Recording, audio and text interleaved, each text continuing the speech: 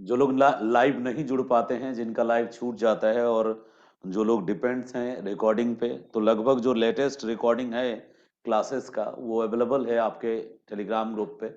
और जो लोग पहले के कुछ रिकॉर्डिंग्स थे जो मैंने क्लाउड नहीं परचेज किया था, उस समय मैं कंप्यूटर में ही रिकॉर्ड कर रहा था, तो कंप्यूटर वाला जो रिकॉर्डेड वीडियोस है उसमें कम से कम 8 से 10 दिनों की क्लास है, ऐसी 10 से 12 दिनों की, वो छूटा है उस पर अपलोड करना।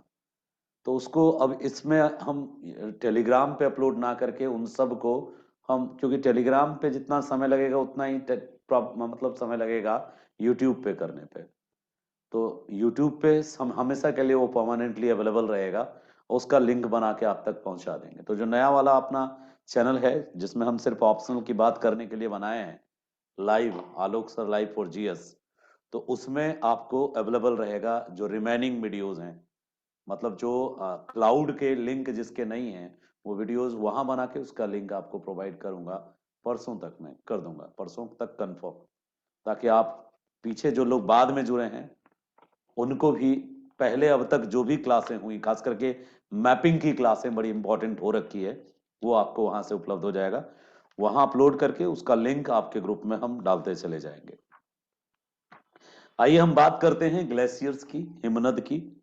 पिछला क्लास जो लास्ट क्लास हुई थी ग्लेशियर पर, वो बिल्कुल इजी क्लास थी, यानी बेसिक्स थे, जिसमें मैं आपको बस ये समझाने की कोशिश कर रहा था कि जो हिमनद हैं वो होते क्या है। ठीक है, आज एक बार और थोड़ा सा संक्षेप में बता देंगे। हिमनद को एक और नाम से जानते हैं, पता है आप? हिमानी, सुना होगा आपने। और हिमानी के साथ साथ आपने परी हिमानी भी सुना होगा। तो आइए थोड़ा बेसिक इंफॉर्मेशन और डिटेल में हिमनद का जान लें। कभी कभी ग्लेशियर्स पूछता है, कभी कभी नहीं भी पूछता है एग्जाम में। तो ग्लेशियर्स एक ऐसा ग्लेशियल टोपोग्राफी है, टॉपिक है जो कम ही चांस है पूछे जाने का। आपको ज्यादातर कास्ट पूछता है, सॉरी पीसीएस में भी यूपीएससी में भी कास्ट टोपोग्राफी से बड़ी मोहब्बत है शिक्षकों को, पता नहीं क्यों। आप क्वेश्चन बैंक देखिएगा, आपको दिख जाएगा। दो शब्द से आज की क्लास स्टार्ट हो रही है, एक शब्द है हिमानी और एक शब्द है परी हिमानी। हिंदी माध्यम वाले छात्र ध्यान देंगे, हिमानी और परी हिमानी, इसको आप हिमनद और परी हिमनद भी कह सकते हो।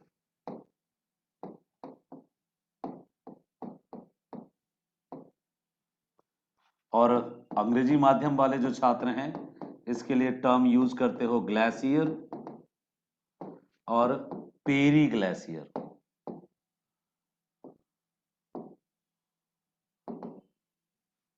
ग्लेशियर और पेरी ग्लेशियर के नाम से आप पुकारते हो इसको। इनके द्वारा जो लैंडफॉर्म्स क्रिएट होते हैं, इनके द्वारा जो स्थलाकृतियां बनती हैं, ठीक है, जो भी स्थलाकृतियां ये बनाती हैं उन्हीं को कहा जाता है ग्लेशियल टोपोग्राफी। आप इसको ग्लेशियल टोपोग्राफी कह सकते हैं और आप इसको ग्लेशियल जियोमॉर्फोलॉजी भी कह सकते हैं। जब आप इनके बारे में सारा कुछ डिटेल में जब आप पढ़ते हैं, लैंडफॉर्म फॉर्मेशन के अलावा इनका सारा मैकेनिज्म और बाकी सारी चीजें पढ़ते हैं, तो इनको हम ग्लेशियर जियोमॉर्फोलॉजी कहते हैं। यानी कि हिमनदीय भू आकार की या हिमनदीय स्थलाकृति के नाम से आप इसको पुकारते हैं। क्या है हिमानी और क्या है परी हिमानी, क्या है हिमनद और क्या है परी हिमनद, ये एक ही चीज है। इन दोनों में कोई फर्क नहीं है, इन तीनों में, ये तीनों एक ही समानार्थी शब्द है, ये तीनों समानार्थी शब्द। हिमानी परिहिमानी या हिमनद परिहिमनद में परी शब्द का फर्क है, और परी का मतलब होता है कि चारों ओर। परी एक उपसर्ग है जिसका मतलब होता है चारों ओर। परी मतलब के चारों ओर, परिक्रमा, माना किसी के चारों ओर क्रम पूर्वक घूमना परिक्रमा कहलाता है। ठीक है, तो परीक्षा, किसी के इच्छा के अनुसार उत्तर लिखना, उत्तर देना, परी इच्छा कहलाता है। तो परी एक उपसर्ग है जिसका मेन ये प्रीफिक्स है परी हिंदी का, जिसका पेरी, इसको इंग्लिश में पेरी बोलते हैं। तो इसका मतलब होता है अराउंड, चारों ओर। तो जब हम पेरी ग्लेशियर की बात करते हैं, परी हिमानी की बात करते हैं, तो सिंपल सी बात हो गई कि भाई ये एक कोई हिमानी है, ये हिमानी है, मान लेते हैं ये हिमानी है। और इस हिमानी के कुछ जलवे होंगे, नखरे होंगे किनारे पर, किनारे पे कुछ आकर के इनके रूप रंग में कुछ परिवर्तन होंगे, कुछ अलग दिखेगी किनारे में, मलबा टुकड़ा पुकरा जो भी होगा। खास करके अगले हिस्से में तो जरूर ही होगा। मान लो ये इधर की ओर सरक रही है, तो इधर कुछ इसके जलवे तो होंगे ही, कुछ मलबा, पत्थर, चट्टान, बर्फ का एक कॉकटेल होगा। यहाँ पे तो बिल्कुल कॉकटेल होगा।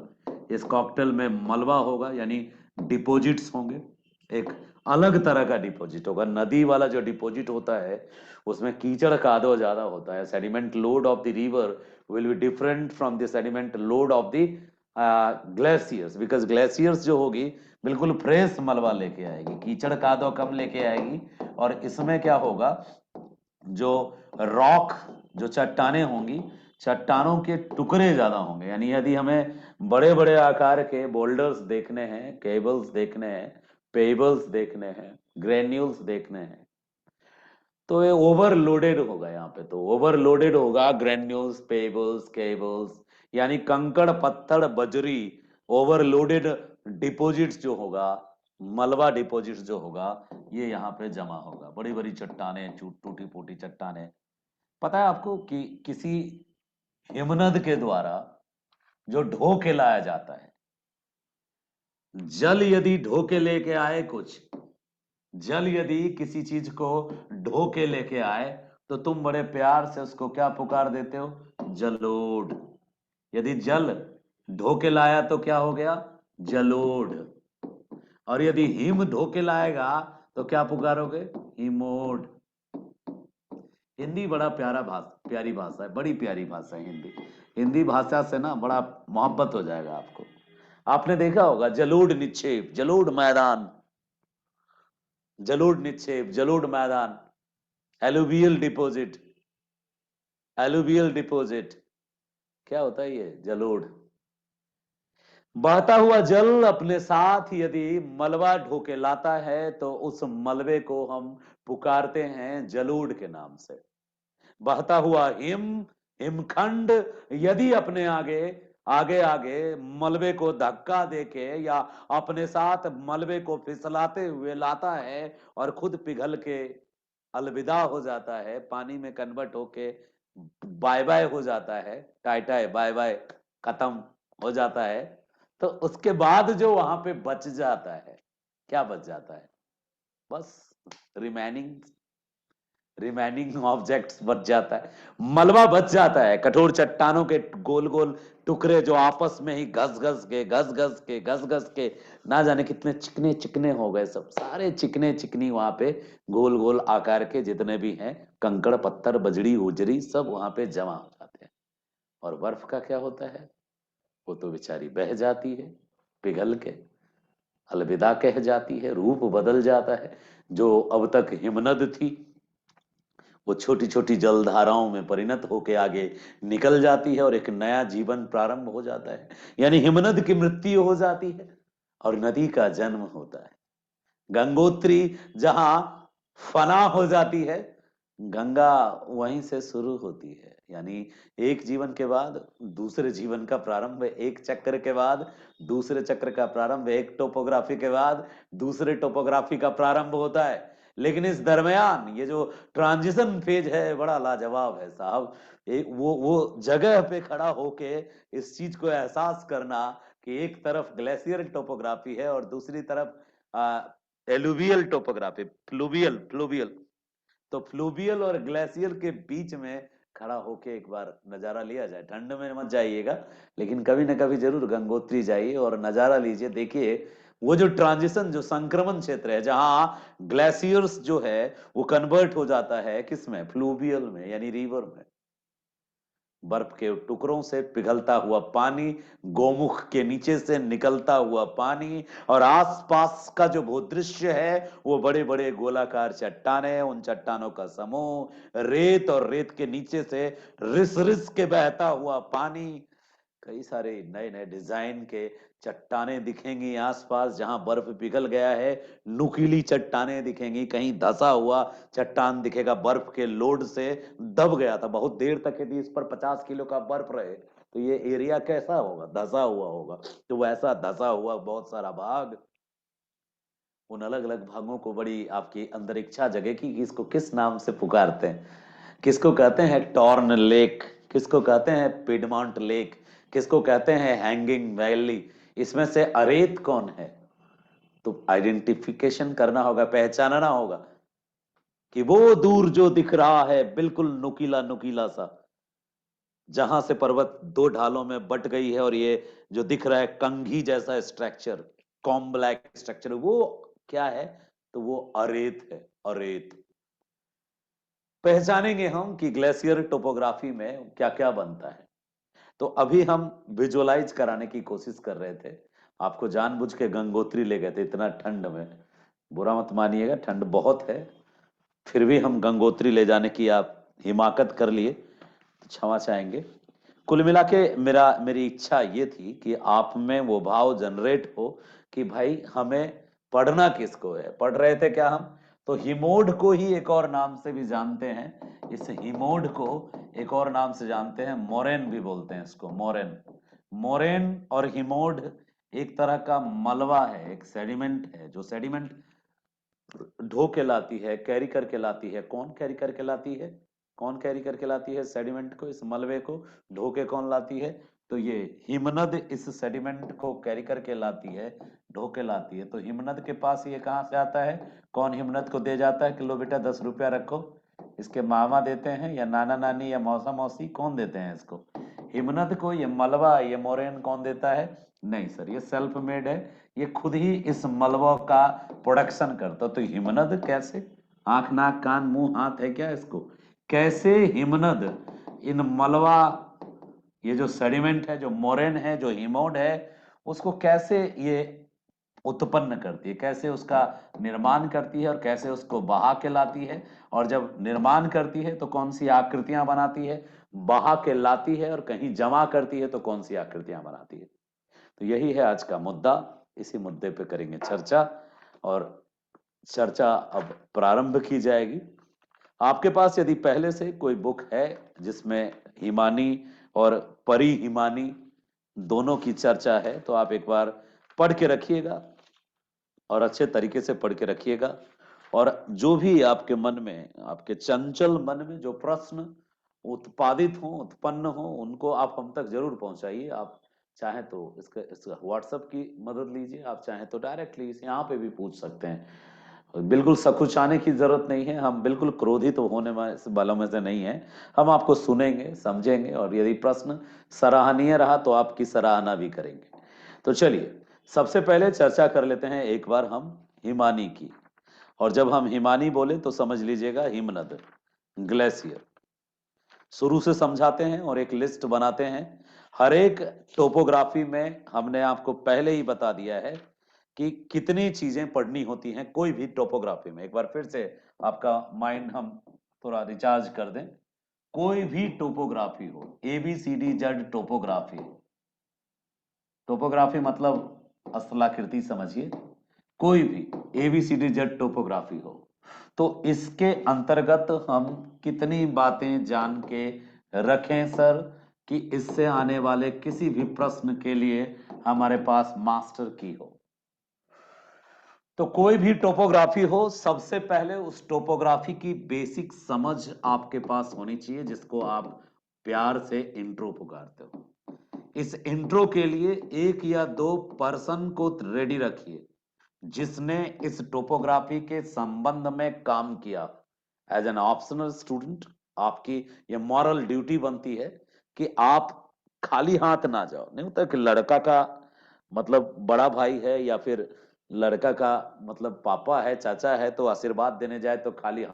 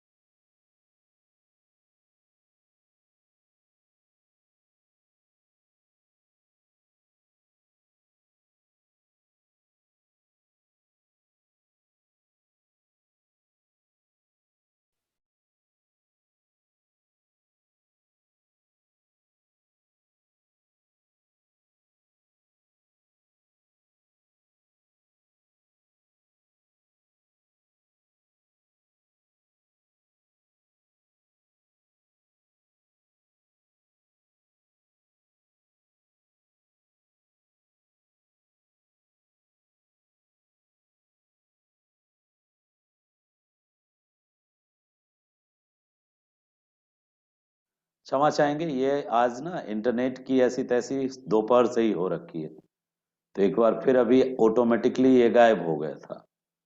अब आप में से कोई मासूम बोलेगा कि सर आप ही का नेट इतना काहे खराब होता है। इस बात के लिए हम भी दुखी हैं, क्या कर सकते हैं। तकनीकी चीजों में हम और आप सिर्फ यही कर सकते हैं, खेद व्यक्त कर सकते हैं बस, इससे ज्यादा कुछ नहीं कर सकते। दोपहर में सज धज के एकदम मुंह कान धो के हम आए, और हमको लगा कि अब क्लास स्टार्ट करेंगे, और फिर गूगली वो क्या बोलते हैं, पोपट, LOL, लाफ्टर, वही सब हो गया। मतलब नेट ही नहीं चला आधे घंटे तक। मैं कोशिश करता रहा कि GS पेपर 2 पढ़ाएंगे, तैयारी करके पढ़ के होमवर्क रेडी, और पोपट नेट। चलिए ध्यान दीजिएगा, आप माफी चाहेंगे यदि बीच में गायब हो जाए तो। आप थोड़ा सा पेशेंस रखिएगा, ये सोचिएगा भागेगा नहीं, लड़का भागने वाला नहीं है, वो जरूर आएगा, लौट के आएगा, करण अर्जुन की तरह। तो मैं बात कर रहा था आपसे कि आपको एक मास्टर की दे रहा था। ये मास्टर की बहुत जरूरी है हर टोपोग्राफी में। इफ पॉसिबल, यदि संभव हो, तो संबंधित भूगोल वेत्ता का नाम याद होना चाहिए। यदि संभव हो तो संबंधित भूगोल वेत्ता का नाम कम से कम एक का तो जरूर होना चाहिए। दो हो जाए तो माशा अल्लाह, सुभान अल्लाह, जो भी ठीक है। तो संबंधित भूगोल वेत्ता के नाम जरूर देने की कोशिश करना, और उनके एक आध डायलॉग हो तो फिर तो क्या कहने हैं आपके, फिर तो लाजवाब। तब तो समझो दो चांद नहीं हो गए, तो फेबोस डेमोस के अलावा गनीमेड और बाकी टाइटन वाइटन सब हो गया, 4 चांद लग गए। आगे इंट्रो के बाद वाला जो सेक्शन होता है, जिसको कहते हैं मैकेनिज्म ऑफ इरोजन। हर एक का अपना मैकेनिज्म होता है, सबका स्वाद होता है, वनीला अलग है, चॉकलेट अलग है, पाइनएप्पल अलग है, सबका अपना अपना फ्लेवर होता है। तो हर एक टोपोग्राफी का ABCD Z कोई भी टोपोग्राफी हो, उसका इरोजनल मैकेनिज्म होता है। यानी अपर्दन जो वो करती है, इरोजन जो करती है, वो अपर्दन के जो तकनीक है, यांत्रिकी है, ठीक है, वो सबके अलग अलग होते हैं। तो आपको उसको जरूर कोशिश करना। होता सब में एक ही तरह से है, तरीका सबका अलग अलग है। तो उन तरीकों पर जरूर चर्चा करनी है कि कौन सा प्रोसेस, कौन सी टेक्निक इसकी मास्टर टेक्निक है इरोजन करने की। वो कौन से प्रोसेस है जिससे ये चट्टानों को तोड़ती पोड़ती, काटती पीटती है। ये बातें जरूर डालना है। और कोई यदि टेक्निकल बातें हो तो यही डालना है। जैसे मान लो नदियों का बहना तो समझ में आता है, लेकिन ग्लेशियर इतने बड़े, लगभग कई किलोमीटर में, ये जो बाल्टेरो है वो 75 किलोमीटर लंबा है। तो 70 किलोमीटर लंबा, 75 किलोमीटर लंबा यदि कोई ग्लेशियर है, तो वो मूव करता है, वो सरकता है, वो रेंगता है। तो भाई कैसे रेंगता है, क्यों रेंगता है? नदी तो नहीं रेंगती, वो तो बहती है। लेकिन ये ग्लेशियर ये रेंगते हैं, तो हमें उसके रेंगने के कारण को भी यहीं पे डिटेल कर देना है। यानी कि कुछ स्पेशल फीचर हो, स्पेशल पॉइंट हो। जैसे हिमनद के मामले में रेंगने वाला मुद्दा हो गया, सरकने वाला मुद्दा हो गया। बिल्कुल स्लो मोशन में ग्लेशियर्स मूवमेंट करते हैं, ठीक है। Gravity, under the force of gravity, impact of the force of the gravity में ग्लेशियर्स स्लोप के अकॉर्डिंग नीचे की तरफ स्लो मोशन में, बिल्कुल ठीक है, स्लो मोशन में वो नीचे की तरफ मूव करते हैं साल भर में 300 मीटर तक, और मिनिमम 3 मीटर, 3 मीटर से लेके 300 मीटर तक मूव कर सकते हैं मैक्सिमम ग्लेशियर। आपको एक दो का एग्जाम्पल भी बताएंगे। तो ये ग्लेशियर की एक स्पेशल, यानी कुछ विशेष इंफॉर्मेशन हो, तकनीकी इंफॉर्मेशन, तो यहीं डाल दें विशेष इंफॉर्मेशन। उसके बाद ना आपके पास एक फ्लो चार्ट रेडी रहना चाहिए। ये फ्लो चार्ट हर एक में अवेलेबल हो आपका, ये आपका एकदम मास्टर स्ट्रोक होना चाहिए फ्लो चार्ट, जिसमें आप टेबल बनाएंगे, ऊपर हिमनदीय स्थलाकृति लिख देंगे, या फिर जो भी एबीसीडी जेड टोपोग्राफी है तो वो टोपोग्राफी लिख देंगे।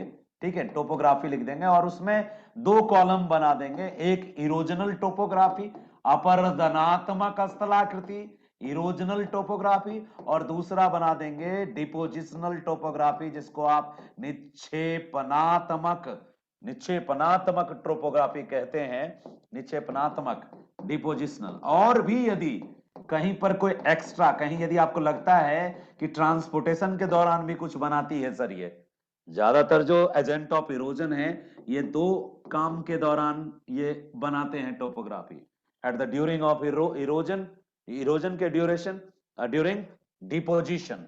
तो उसका लिस्ट यहीं पर डाल लेंगे और कोशिश करेंगे ज्यादा से ज्यादा स्थलाकृति, यानी उनसे रिलेटेड जो भी स्थलाकृति उसका जिक्र जरूर कर दें। आगे वर्णन हो या ना हो, आगे वर्णन हो या ना हो, अंदर में उतना खूबसूरत बिस्किट हो या ना हो, डब्बा खूबसूरत होना चाहिए। ठीक है, बिल्कुल मार्केट पॉलिसी बहुत जरूरी है। आजकल सारा किताब ऐसे ही बिकता है कि अंदर किताब में कूड़ा भरा हो, कॉपी पेस्ट हो, लेकिन शुरुआत के कुछ पन्ने और ऊपर का कवर ऐसा होना चाहिए कि मोहब्बत टूट पड़े लोगों की उस किताब पे। बच्चे ये ना देखने लगे कह रहे ये तो सब एनसीईआरटी से ही निकला है, बच्चे बस ये देखें कि फलानमा का किताब है जो बड़ा पॉपुलर हो गया है। तो बेवकूफ बनाना होता है ये चीज, तो हमें भी थोड़ा तेज तर्रार बनना होगा। एग्जामिनर कौन सा हमारे पूरा परम ब्रह्म है, अंतर्यामी है, एग्जामिनर को भी बेवकूफ बनाया जा सकता है। तेज बच्चा जो होता है वो यहाँ पे क्या करता है, यहाँ सारे ये मेरा अपना एक खुद का दिमागी उपज है, कई लोग ये नहीं डालेंगे और नहीं ही डालेंगे ज्यादातर लोग। अब मैं क्यों कह रहा हूं कि इंट्रो के जस्ट बाद ये डाल दो, ताकि तुम आगे यदि तुम्हारे पास समय कम भी है और यहां तुमने पूरी लिस्टिंग कर दी, तो उसको ये एहसास हो जाता है कि बच्चे के पास समय का अभाव है थोड़ा, तो इसलिए आगे कम चुने हुए का वर्णन किया है। लेकिन बाकी जितनी अधिकतम स्थलाकृतियां हो सकती हैं, जितना सबने बात की उससे ज्यादा स्थलाकृति के बारे में इसको पता है, यानी टोपोग्राफी को सब यहां ज्यादा से ज्यादा दिखाओ, भले ही तुम वर्णन कम करो। और उसके बाद फिर जो इरोजनल टोपोग्राफी है, अपरदनात्मक स्थलाकृति है, उसमें जिसका जिसका तुमको डायग्राम आता है ना, उसी उसी को ज्यादा एक्सप्लेन करो। जिसका तुम्हारे पास डायग्राम है अपरदनात्मक में, इरोजनल टोपोग्राफी में जिसका डायग्राम और एग्जाम्पल, ये 2 चीज है। यदि एग्जाम्पल भी हो तुम्हारे पास कि कहाँ ये मिलता है ज्यादा, और डायग्राम और इसका क्या सिस्टम है बनने का, वो बता दो, और फिर अपरदनात्मक हो गया, उसी तरह से निक्षेपणात्मक बना दो, और कंक्लूजन की जरूरत इसमें नहीं होती है। ठीक है, कई बच्चा जबरदस्ती यहाँ पे कोशिश करता है गंजे को 2 चोटी करने की कोशिश करता है। यहाँ पे जो भी टोपोग्राफी है, टोपोग्राफी में भाई क्या कंक्लूजन दोगे, जबरदस्ती दे रहे हो कंक्लूजन। इस प्रकार स्पष्ट है कि हिमनद बहुत अच्छा स्थलाकृति बनाने में तेज है, ऐसा कुछ नहीं है। ज्योग्राफी है, ये साइंस की तरह सब्जेक्ट है, यहाँ पे कोई ऐसा कंक्लूजन नहीं है। रही कंक्लूजन, निष्कर्ष निकले तब ना।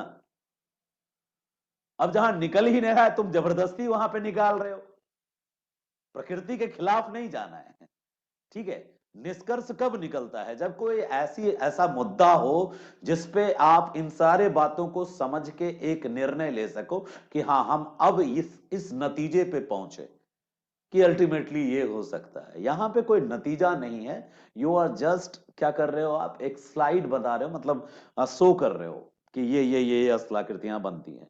लेकिन हाँ, इसके बावजूद यदि तुम्हारे मस्तिष्क में क्योंकि तुम बहुत रचनात्मकता से भरे हो, तुम युवा पीढ़ी हो, तुम न्यू जनरेशन हो, तो जाहिर सी बात है जो आप नई जनरेशन हो ना, हो सकता है आप में कोई आइडिया आए, तो आप चाहो तो अंत में अपर्दनात्मक और निक्षेपणात्मक के बाद यदि कोई दो लाइन आपके मन में कोई भाव उठता हो तुलनात्मक तरीके से, जैसे मान लो हिमनद का तुलना आप कर दिए नदी वाले से कि उसकी तुलना में यहाँ पे ये वो दिस दैट, तो उस तरह का तुलनात्मक कुछ डालना चाहो डाल सकते हो। बाकी यही है मास्टर की इंट्रो, संभव हो तो संबंधित भूगोलवेत्ताओं का नाम, ईयर, डायलॉग बुक, नाम, ईयर, डायलॉग बुक, कोई बुक लिखा हो तो, सिद्धांत दिया हो तो कब दिया है, नाम, ईयर, डायलॉग बुक दे दो कि क्या बोला उसने इनके बारे में, हिमनद के बारे में।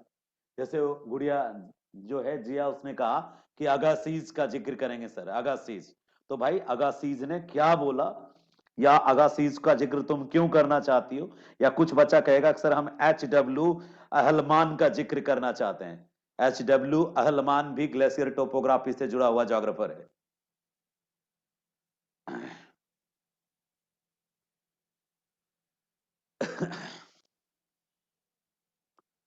जब मैं भागलपुर यूनिवर्सिटी से पहली बार दिल्ली विश्वविद्यालय आया था, तो बहुत भावुक था, बहुत उत्साहित था, और बहुत ज्यादा मतलब क्रेज था मुझे इस विश्वविद्यालय का। अब कुल मिलाकर जो क्रेज है वो कम हो गया है, ठीक है, तो क्षमा करेंगे। पूरा फोकस करेंगे कि आप अपना निर्णय लेंगे और अपनी बातों को रखने की कोशिश करेंगे। यहाँ ज्यादा बेहतर है कि आपके पास कोई अच्छी सूचना हो, जैसे आप ज्योग्राफी के स्टूडेंट हैं, आप भी हैं, जिया जी भी हैं, कई बच्चे यहाँ पे ज्योग्राफी से मास्टर्स हैं, तो आपको और एक्टिव, आपकी जिम्मेदारी, आपकी रिस्पॉन्सिबिलिटी बढ़ जाती है। तो आप जरूर कुछ कुछ इंफॉर्मेशन भी शेयर करें, तो मुद्दे को पढ़ के रखें। हर एक ज्योग्राफी वाले का धर्म बनता है कि वो यहाँ पर आगे आगे कुछ कुछ पॉइंट जो भी उनके दिमाग दिल में आता है, हम जैसे कह रहे हैं कि दो ज्योग्राफर जरूरी है, तो उन दोनों ज्योग्राफर का नाम भूगोल वाला होने के नाते सब भाई बहनों का जिनका जिनका भूगोल है, वो उनकी उनकी ड्यूटी बनती है, ठीक है, सब लोगों की। चलिए कोई बात नहीं, अच्छा कहा आपने। डीयू में कंक्लूजन का एक प्रोसेस है, डीयू ही नहीं, भारत के जितने विश्वविद्यालय हैं सब विश्वविद्यालय में कंक्लूजन लिखते हैं, और बिहार वालों को तो और भी आदत है, वो तो कंक्लूजन लिख के अंडरलाइन करके उसके बाद कंक्लूजन लिखता है। ठीक है, हम भी लिखते थे, परिचय भी लिखते थे। चलिए, जिया लिख रही है कि सर उन दोनों ने बताया था कि ग्लेशियर कैसे खिसकता है, बिल्कुल सही कहा बेटा आपने, और स्टेक लगाया था ग्लेशियर में, और कुछ दिन बाद देखा था कि स्टेक सरक गया और आगे की तरफ। बहुत बढ़िया। चलो, ज्योग्राफी वाले के होने का ये फायदा है कि हमें कुछ कुछ चीजें जानने को मिलेंगी कि वो बच्चा क्या क्या एक्स्ट्रा जानता है, ठीक है। तो जो भी बातें चर्चा हो आप सबसे शेयर करने की उम्मीद रखते हैं, सुभाष कुमार से तो और ज्यादा रखते हैं, ठीक है, बिल्कुल।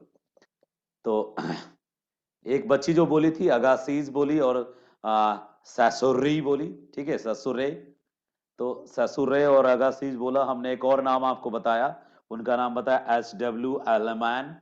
अहलमैन 1953 में ग्लेशियर्स के टाइप को एक्सप्लेन किया था अहलमैन ने, और सबसे ज्यादा मतलब पॉपुलर और फेमस है। तो हम अब शुरू से बताते हैं, ये मास्टर की आपके पास हर एक भाई बहनों के पास होना चाहिए, जितने भाई बहन हैं, इसके आधार पे आपको कुल मिला के 6 टोपोग्राफी तैयार करना है, 6 टोपोग्राफी तैयार करना है। कौन कौन? एक तो आपने देखा था फ्लूवियल था, फ्लूवियल टोपोग्राफी, यानी इसको आप कह सकते हैं नदी वाला, नदी वाला आपने देखा था। दूसरा जो टोपोग्राफी है अभी चल रहा है, जिसको आप ग्लेशियल टोपोग्राफी कहते हैं, तो आप इसका मतलब हिमनद वाला।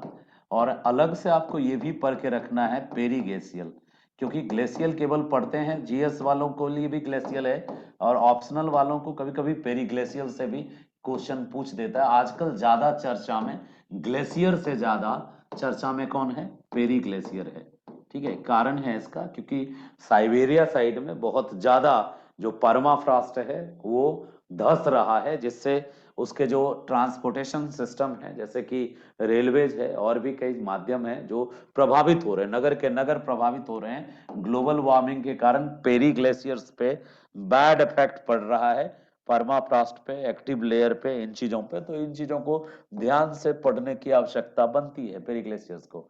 उसके बाद जो मोस्ट इंपॉर्टेंट है आपके पीसीएस के लिए और आपके यूपीएससी के लिए, हर एक एग्जाम में सबसे ज्यादा इंपॉर्टेंट है, इसको आप कहते हो कास्ट टोपोग्राफी। ठीक है, कास्ट टोपोग्राफी जो है ये सबसे इंपॉर्टेंट है। चूना प्रदेश में भूमिगत जल के द्वारा निर्मित स्थलाकृति जो है वो सबसे ज्यादा पूछे जाने वाला इंपॉर्टेंट क्वेश्चन है। तो इसके बारे में भी आपको वही मास्टर स्टॉक्स रेडी करना है। इंट्रो, यदि संभव हो तो भूगोल वेदता, अपर्दन के तकनीक, इसका कुछ विशेषता हो, स्पेशलिटी हो, विशिष्टता हो तो वो विशेषता, और फ्लो चार्ट तो बहुत जरूरी है। और after flow chart you will discuss about the original landforms, then depositional landforms, then conclusion if you need. ठीक है, यदि आपको कंक्लूजन आ रहा है माइंड में देन जरूर दीजिए, और यदि नहीं आ रहा है तो कोई बात नहीं, क्योंकि टोपोग्राफी में इस बात की आपको छूट मिलेगी, क्योंकि ऑलरेडी यहाँ पे आपको ओवरलोड होगा डायग्राम का। टोपोग्राफी अपने डायग्राम के लिए जानी जाती है, और कोई बच्चा यदि टोपोग्राफी बनाता है और लिखता है और डायग्राम नहीं बनाता तो ये बात वही हो गई कि पूरी शादी हुई सिंदूरदान नहीं हो पाया। ठीक है, याद रखिएगा, बहुत जरूरी है इस बात का ध्यान रखना कि आप जब भी टोपोग्राफी लिखें तो उसमें आप डायग्राम के मामले में बहुत अमीर रहें। और जो भी डायग्राम बनाए, डायग्राम बनाते समय बहुत बड़ी गलती करता है, ब्लंडर मिस्टेक करता है बच्चा, उसकी सेटिंग वेडिंग करने लगता है, उसको 3D डायमेंशन में कन्वर्ट करने के चक्कर में कि अट्रैक्शन बने। देखो, सजने सवरने की कोई सीमा नहीं, कोई अंत नहीं है। एक बहन सजने बैठे तो कई जन्मों तक सजती रहेगी, और फिर भी उसको मन करेगा कि अभी थोड़ा सा और सज लेते हैं। वो वाला लुक जो नेचुरल वाला है वो निखर के अभी आया नहीं है, थोड़ा सा और एक दो चीज, लाइनर मस्करा क्या क्या होता है वो सब, उसका थोड़ा क्वांटिटी बढ़ाते जाए, इधर थोड़ा सा बढ़ा दो, मतलब संतुष्टि नहीं है। तो डायग्राम में वर्ल्ड, मिस वर्ल्ड का चुनाव के लिए बिल्कुल ही नहीं जाना है। डायग्राम में लाइन डायग्राम पे फोकस करना है, याद रखना, यानी आरेखीय डायग्राम पे फोकस करना है। और लाइन डायग्राम के साथ साथ डायग्राम में सबसे ज्यादा जरूरी पता है क्या होता है, उसका जो आप नामाकरण करते हो, जो इसकी लेबलिंग करते हो ना, लेबलिंग, तो लेबलिंग बहुत इंपॉर्टेंट है, सावधानी से करना। और डायग्राम साफ सुथरा होना चाहिए, डायग्राम के साथ ऐसा ना लगे कि सौतेलापन किया गया है। मतलब नहीं होता कि सीढ़ी के नीचे जगह बच गया तो उसमें पैखाना बना दो, लैट्रिन रूम बना दो, ऐसा नहीं होना चाहिए कि यदि लिखते समय कोई किसी कोने में थोड़ी जगह बच गई तो चलो यहाँ पे एक डायग्राम बना दो, नहीं, लगना चाहिए कि जैसे डाइनिंग हॉल है, जैसे लिविंग रूम है, जैसे बेडरूम है, वैसे डायग्राम रूम है। मतलब डायग्राम को इस तरह से बनाते समय सावधानियां बहुत जरूरी है, लेबलिंग अच्छी हो, लाइन डायग्राम हो, ज्यादा डेकोरेशन ना हो। डेकोरेशन ना हो, बिल्कुल डेकोरेशन को गलत डायरेक्शन में लिया जाता है। डेकोरेशन कैसे सारा चीज बिगाड़ देता है, आपका टाइम बजट खराब कर देता है, क्योंकि ये सारा काम कितने मिनट में मुझे करना है, 20 से 25 मिनट में करना है। तो भाई 20 से 25 मिनट में सारी बातों को लिखना भी है और डायग्राम को बनाना भी है। तो यदि तुम सजाने लग जाओगे तो कभी भी तुम 25 मिनट में इसको पूरा नहीं कर पाओगे, क्योंकि कम से कम ये जो शब्द लिखे जाएंगे 8 पन्ना चला जाएगा, 7 पेज चला जाएगा।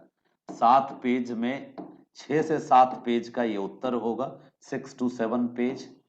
ठीक है, 6 to 7 पेज में ये आंसर चला जाएगा। तो इसलिए आपको अपनी स्पीड पे काम करना होगा, नॉलेज पे नहीं। नॉलेज तो बात करते करते आपको हो जाएगा, स्पीड पे काम करना होगा। और फ्लो चार्ट को रोज रिवाइज करना होगा कि कोई छूटे ना। जैसे गांव में जब हम विजय कराने जाते हैं भोजन का, बिहार में, बिहार वाले बड़े रिस्पेक्ट के आदी होते हैं। एक बार आप निमंत्रण देने जाओ और दूसरी बार आप बोलने जाओ विजैया होले चलो, हमारे तरफ चलता है ऐसा।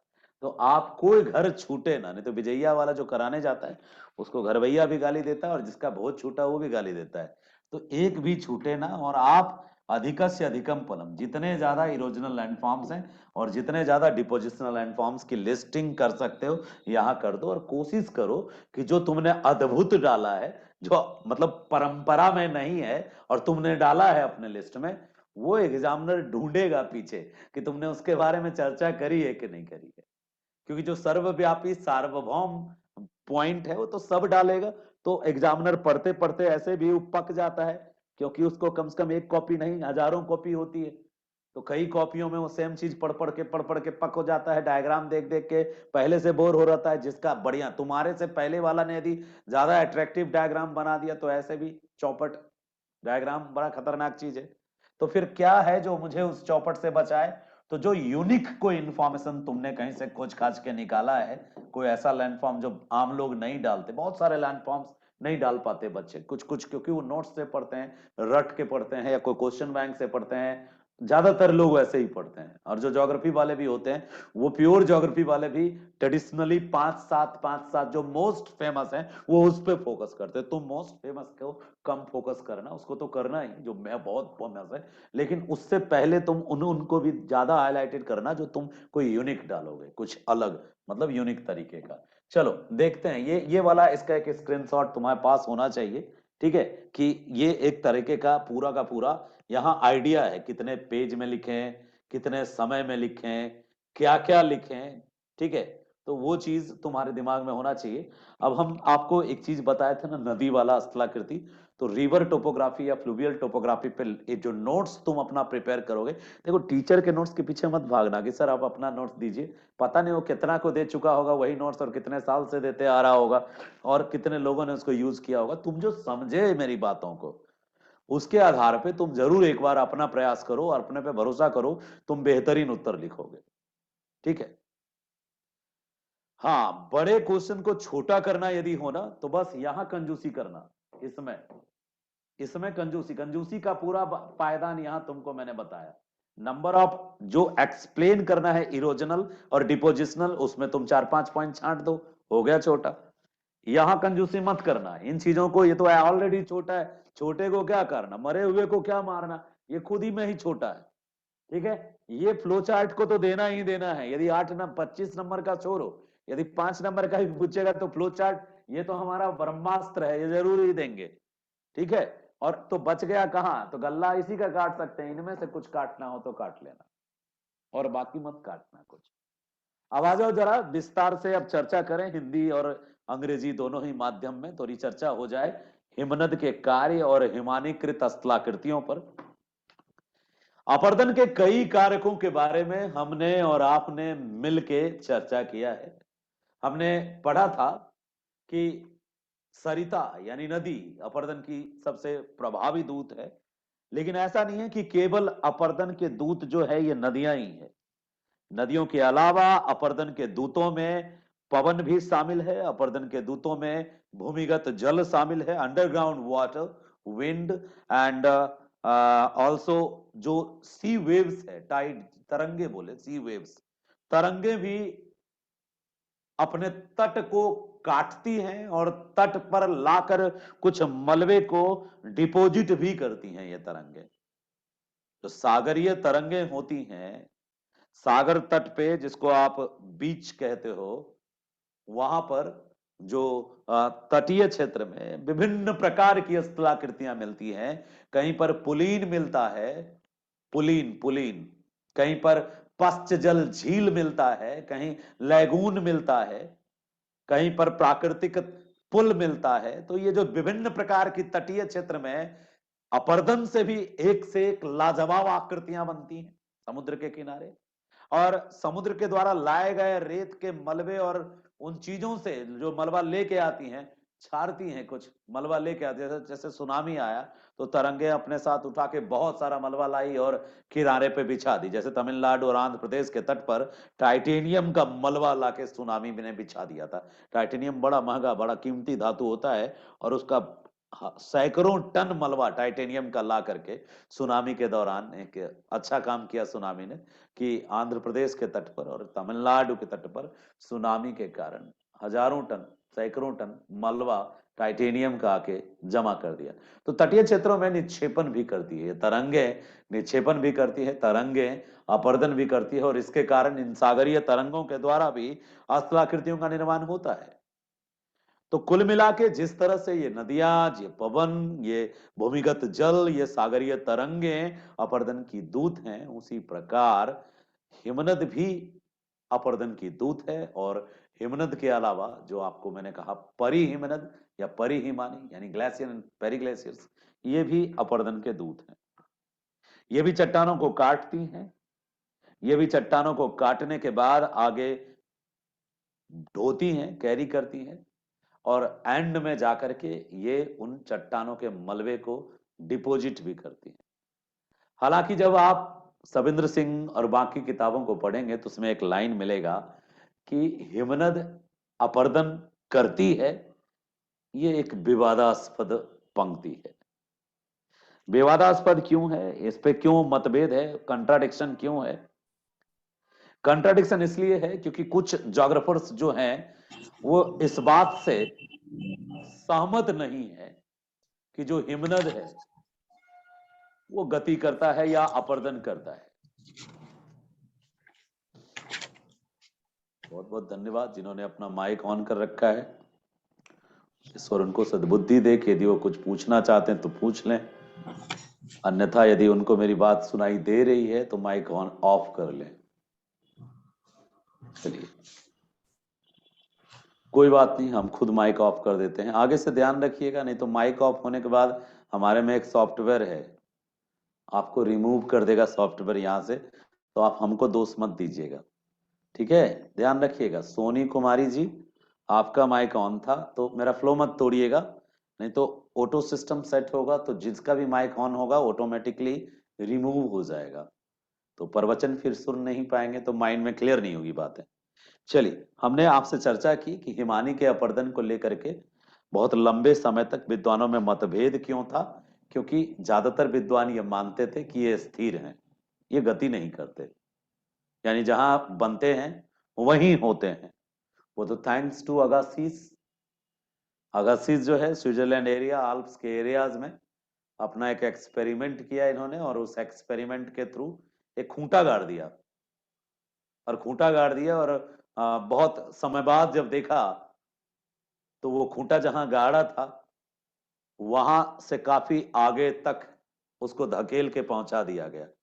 एक परमानेंट जगह पे खूंटा गाड़ा गया, एक दूसरी जगह उस बीच ग्लेशियर में गाड़ दिया गया, ग्लेशियर के बीच में डाल दिया गया, तो ग्लेशियर वाला खूंटा काफी आगे निकल गया था। साल भर में लगभग एक पार्टिकुलर जगह पे वो 80-84 मीटर तक आगे बढ़ गया था। ठीक है, तो ग्लेशियर गति करता है, इसको लेकर ही मतभेद था विद्वानों में पहले अर्लियर टाइम में। इसीलिए इस बात पे भी लोग संदेह कर रहे थे कि जब ये गति ही नहीं करता है तो अपर्दन कैसे करेगा। इरोजन के लिए कंपलसरी है कि वो सामने वाला जो एजेंट है वो मूवमेंट करता हो। जो एजेंट जितना फास्ट मूवमेंट करेगा वो एजेंट उतना पावरफुल इरोजनल एजेंट हो पाएगा। रिवर मूव करती है, फ्लो करती है, जब तक रिवर फ्लो कर पाती है तभी तक तो वो इरोजन कर पाती है। जब रिवर फ्लो बंद हो जाता है तो इरोजन भी बंद हो जाता है। Then how can possible it that कि ये स्टेबल है, स्थिर है और ये अपर्दन करता है। तो इन द बिगिनिंग जबकि जोग्राफर्स ये मानते थे कि ये मूव नहीं करता है, देन इसको माना जाता था कि ये एक इरोजन का एजेंट हो ही नहीं सकता है, अपर्दन का दूत ये हो ही नहीं सकता क्योंकि ये गति ही नहीं करता है। लेकिन अगासिस जो है, थैंक्स टू अगासिस, अगासिस महोदय ने एक प्रयोग के माध्यम से अपनी, जिया छोटी भी बता रही थी आपको, तो अगासीज महोदय ने जो खूंटा लगाया आल्प्स रीजन में स्विट्जरलैंड में, सर्वप्रथम वो स्विट्जरलैंड के ही रहने वाले थे, ठीक है, आपको मिल जाएगा ये पॉइंट सविंद्र सिंह में, कि सर्वप्रथम स्विट्जरलैंड के निवासी प्रोफेसर ह्यूजी, ह्यूजी नाम था उनका। अब यहाँ जो ह्यूजी है उसी के लिए एक टर्म है अगासीज लिखा हुआ, तो अगासीज ही याद रखिएगा, ठीक है। सविंद्र सिंह की किताब की एक छोटी सी मिस्टेक्स कई जगह देखने को मिलती है, स्पेलिंग को लेकर ये कई जगह गलत करते हैं। इंग्लिश मीडियम में सही लिखते हैं, हिंदी मीडियम में ट्रांसलेटर से करवाते होंगे हिंदी मीडियम, ठीक है। तो ये एक्स्ट्रा इंफॉर्मेशन है। ह्यूजी भी एक जोग्राफर थे, माफ करना, ह्यूजी भी एक जोग्राफर थे। पहले ह्यूजी ने इस बात को खोजा था, बाद में अगासीज ने इसको कंफर्म किया था, अचानक में माइंड में आया। तो अगासीज ज्यादा इंपॉर्टेंट इसलिए है क्योंकि अगासीज ने पूरा का पूरा एक पेपर रीड किया था इस पे रिसर्च करके, और जो ह्यूजी थे, ह्यूजी ने सिर्फ इस बात पर चर्चा की थी एक एक्सपेरिमेंट करके, और उसने जो एक्सपेरिमेंट किया था, दोनों के दोनों, यूजी ने भी स्विट्जरलैंड में किया था आल्प्स पे, और उसके बाद फिर जो अगासीज हैं, अगासीज भी स्विट्जरलैंड के ही थे, उन्होंने भी इसी तरीके से एक एक्सपेरिमेंट किया था। तो दोनों का दोनों एक्सपेरिमेंट याद रखना आप, अगासीज का भी और यूजी का भी। ये हम यूजी वाला हम शायद पढ़े नहीं थे, इस पे हम कोई और नाम पढ़े थे। खैर, HW करके पूरा नाम था उनका। हम जोग्राफर के नाम पे आप विशेष रूप से सतर्क रहेंगे, ठीक है? हम पीछे लिखे नहीं है। अच्छा, कोई बात नहीं, हम आपको बतलाएंगे उसका नाम भी। तो अभी जो हम इंट्रो डिस्कस कर रहे हैं, इंट्रो में घूम फिर के ये बात आई कि जो ग्लेशियर हैं, ठीक है, ये एक एजेंट ऑफ इरोजन है, अपर्दन के दूत हैं, लाइक अदर। बिगिनिंग में कुछ जोग्राफर्स इसको एजेंट ऑफ इरोजन नहीं मानते थे, कंट्राडिक्शन था इसको लेके। और ऐसा वो इसलिए नहीं मानते थे क्योंकि उनका कहना था कि जो ग्लेशियर हैं वो स्थिर हैं, वो परमानेंट, मतलब वो स्टेबल हैं, स्थिर हैं, वो गति नहीं करते। और उनका कहना था जो गति नहीं करता वो आखिर कैसे अपर्दन कर सकता है, यानी अपर्दन ही नहीं कर सकता है, पहले ऐसा माना जाता था। फिर आए दो स्विट्जरलैंड के अपने भूगोलवेत्ता। अब स्विट्जरलैंड के भूगोलवेत्ताओं में सबसे ज्यादा फेमस जो हैं वो तो अगासीज हैं, लेकिन सविंद्र सिंह कहते हैं कि अगासीज को तुम जानते हो मिस्टर आलोक, लेकिन एक और पर्सन है, उनका नाम है ह्यूजी, ठीक है? ये स्विट्जरलैंड के प्रोफेसर हैं, स्विट्जरलैंड के ही रहने वाले हैं, ह्यूजी नाम था इनका, ह्यूजी। हम और इसके बारे में डिटेल आपको अगली क्लास में जरूर दे देंगे।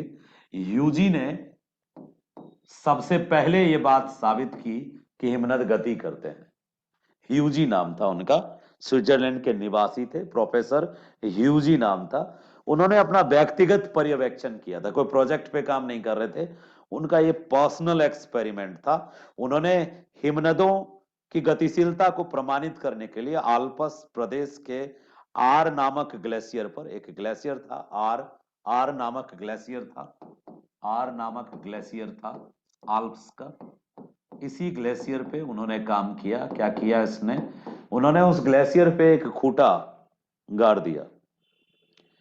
14 वर्ष के बाद उस खूंटे को जब देखा उन्होंने फिर से दोबारा, कितना पेशेंस था ना उनमें, 14 वर्ष तक, 14 इयर्स तक उन्होंने खूंटे को गाड़ के उसका मॉनिटरिंग करते रहे।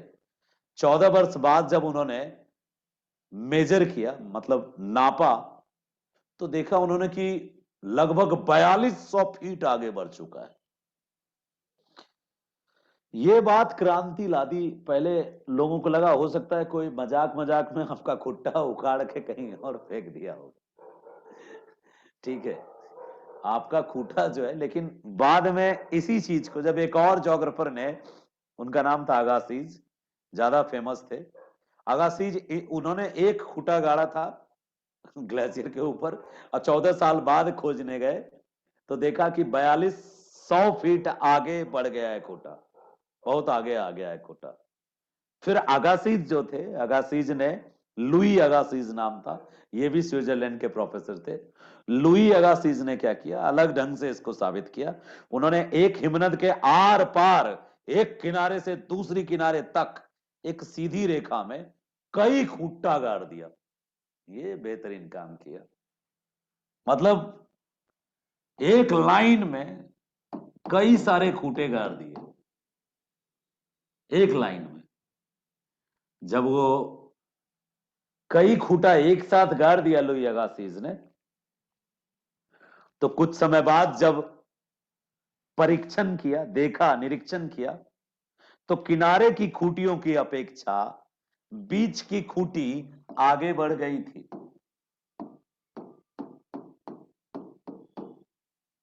किनारे की खूंटियों की अपेक्षा बीच की खूंटी आगे बढ़ गई थी, और बहुत आगे बढ़ गई थी। और सभी खूंटियां घाटी के ढाल की ओर झुकी हुई थी।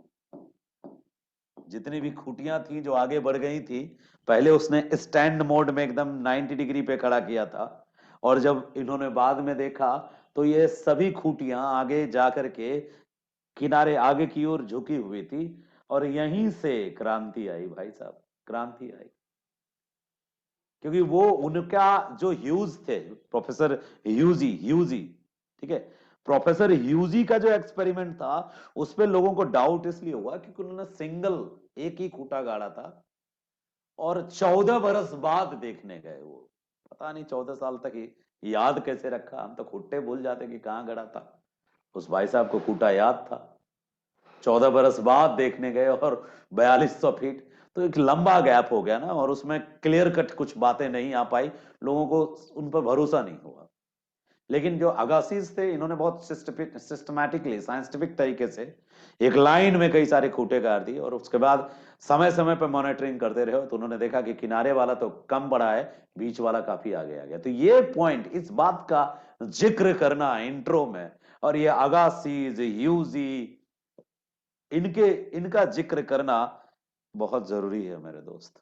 यदि आप ये जिक्र नहीं कर रहे हो तो फिर आप ऑप्शनल के कैसे हो भाई। एक और जोग्राफर का जिक्र करना, अगासीज याद रहेगा ना, खूंटा गारा था आर पार इस किनारे से उस किनारे तक। अगासिस, लुई अगासिस फ्रॉम स्विट्जरलैंड। और देखा कि बीच का खूंटा आगे बढ़ गया और किनारे वाला खुटबा वहीं है, और बीच का खूंटा झुका हुआ था जिधर घाटी का ढाल था उस ढाल की ओर। तो कुल मिला करके बर्फ आगे बढ़ा था, यानी हिमनद आगे बढ़ा था। एक और व्यक्ति है, उनका नाम है H.W. आहलमैन। H.W. आहलमैन। यूजी के बाद आप एक व्यक्ति का नाम रखिए याद, लुई अगासीज। और लुई अगासीज के बाद आपने एक व्यक्ति का नाम याद रखा होगा, एच डब्ल्यू आहलमैन। AHL, आलमैन बोलते हैं इसको, एच साइलेंट है, AHLMANN। H.W. आहलमैन नाम है। इन्होंने सबसे पहले ग्लेशियर्स के टाइप को क्लासिफाइड किया कि how many types of glaciers. तो ये तीन जोग्राफर्स के नाम बहुत इंपॉर्टेंट हो जाते हैं जब हम ग्लेशियर्स टोपोग्राफी की बात करते हैं। ज्यादा इंपॉर्टेंट है ह्यूजी जिसने स्टार्ट किया था, उससे भी ज्यादा इंपॉर्टेंट है लुई अगासिज क्योंकि उसने साइंटिफिकली तरीके से अपनी बात रखी, और थोड़ा सा इंपॉर्टेंट थोड़ा इनको भी बनता है H.W. आलमैन का, जिन्होंने सबसे पहले क्लासिफाइड किया टाइप्स ऑफ ग्लेशियर्स। इन्होंने ही बताया कि there are 3 types of glaciers, मतलब कई बेसिस पे बांटा। ऐसे तो सबसे पहले इन्होंने 3 बड़े आकार में बांटा और उन तीनों को कुल मिला के 11 प्रकार में बांटा। यानी total types of the glacier according to Ahlmann is 3 broad category, and small category की बात करें तो there are 11 types of glaciers. तो ये जो व्यक्ति हैं आलमैन, इन्होंने ग्लेशियर्स को 3 बड़े कैटेगरी में और 11 सब कैटेगरी में डिवाइड किया, और कुल मिलाकर के इन्होंने जो कैटेगरी का बनाया था, ठीक है, तो 11 कैटेगरी था, जैसे continental glacier, ice cap glacier, highland glaciers, या फिर वैली ग्लेशियर या अल्पाइन टाइप ग्लेशियर्स, ग्लेशियल टंग, ठीक है, सार्क सर्क सर्क ग्लेशियर जो पढ़ेंगे आगे चलकर, वॉल साइडेड ग्लेशियर। इन्होंने जो ग्लेशियर को कैटेगराइज किया ना डिफरेंट डिफरेंट, वो बेसिकली जो लोकेशन ऑफ द ग्लेशियर से, फॉर्मेशन ऑफ द ग्लेशियर से, कहां पे ग्लेशियर फॉर्म्ड हुआ है। देखो ग्लेशियर को फॉर्म्ड होने के लिए भी कुछ ज्योग्राफिकल कंडीशंस का होना बहुत जरूरी है। एक तो प्रॉपर तरीके से स्नोफॉल हो, और जिस स्नोफॉल जब किसी टॉप लेवल के चोटी पे होता है ना, तो वहां पे जब बहुत ज्यादा लोड हो जाता है स्नोफॉल के कारण, लेयर दर लेयर लेयर दर लेयर एक फ्रेम होता है, एक seat, ice seat, glacier seat frame होता है, और वो ग्लेशियर सीट यदि वहीं पर है केवल एक पर्टिकुलर जगह पे, और या पीछे सिकुड़ी है, आगे टंग की तरह, जीभ की तरह है, तो उसका जो मतलब टोटल जो उसका फॉर्मेशन है, on the basis of the formation, on the basis of the shape, geometrical shape, तो कई सारे आधार के को बेस मान के, कई सारा आधार मान के उन्होंने ये 11 सब टाइप्स में बांटे हैं ग्लेशियर्स को। तो ये सारी इंफॉर्मेशन ग्लेशियर्स के रिगार्डिंग थी, जो बेसिक इंफॉर्मेशंस में ही हम काउंट करेंगे। और आज मेरा फोकस थोड़ा सा इस पे ज्यादा रहा कि आपका मास्टर की क्या होना चाहिए, ठीक है। कल हम ग्लेशियर्स के जो इरोजनल स्कीम्स हैं, टेक्निक्स हैं, कैसे वो इरोजन करते हैं, और कौन अपरदनात्मक स्थलाकृति है, कौन निक्षेपणात्मक स्थलाकृति है, उससे रिलेटेड इंफॉर्मेशन के साथ हम इसको फिनिश कर देंगे कल की क्लास में। तो आज कौन ऐसा बच्चा है जिसको अभी तक ग्लेशियर नहीं मिला? कौन सा बुक है आपके पास, सोनाली जी? बुक में नहीं मिल रहा है ग्लेशियर टोपोग्राफी? मैं बताता हूं कौन सी बुक है, बताइए रितु कुमारी। आपके पास यदि सविंदर सिंह की फिजिकल ज्योग्राफी की बुक है हिंदी माध्यम की, तो उसमें आप पेज नंबर पर चले जाइए, 297 297 पे जाइए। सविंद्र सिंह की भौतिक भूगोल में हिंदी माध्यम में 296-97 नंबर पेज पे जाइए, वहां मिल जाएगा। ठीक है, इंग्लिश माध्यम में भी वहीं आसपास उसी नंबर के पेज के आसपास, इंग्लिश वाले में 310 number. Thank you Subhash ji. Subhash मेरा दुलारा भाई है, अभी तक मिला नहीं है, जमालपुर का है और यहाँ दिल्ली रहता है, तो एक बार इससे मिलना भी बनता है। चलिए फटाफट आप एक बार देख जाइए यदि आपके पास बुक है तो। सर मेरे वाले में तो 296 में हिंद महासागर बता रहा है, सविंदर सिंह वाले में। आपको ठग लिया लगता है। ठग लिया। आप देखिए कंटेंट लिस्ट में जाइए, विषय सूची में जाइए, ठीक है, विषय सूची में जाइए और वहां पे मैंने उसमें देखा था, हाँ, तो उसमें हिमनद लिखा हुआ नहीं मिला आपको?